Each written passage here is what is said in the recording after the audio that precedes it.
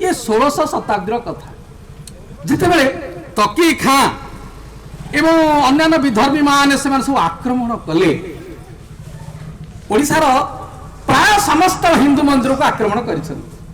केतक जगह सफल आपण मैंने जानती जो जगन्नाथ मंदिर को आक्रमण करने आसिले जड़े मुसलमान भाई मंदिर ऊपर चढ़ीगले आरंभ कले मंदिर भांगा काम आरंभ कले गोटे पथर ताड़िया प्रथम स्टेप जो नहीं से ऊपर से पड़ जाए तले पड़ी प्राण भाई उड़ी जाए मुझे कहूँ मादला पांदुर अन्य किसी बिना प्रमाण मुझे कहेनी कौ जगार पड़गले जहाँ सत्यनारायण जगन्नाथ मंदिर ईशान्य कोण विद्यमान अच्छा से सत्यनारायण पाखे गोटे पत्थर अच्छी से पत्थर तले समाधि दिया एवं कौन से मुसलमान आ भय कले श्रीमंदिर भितर पशिवाई जी तो जीव से मर तेणु से समाधि दि जाए कवर बोले आम तो समाधि करें कवर दि जाए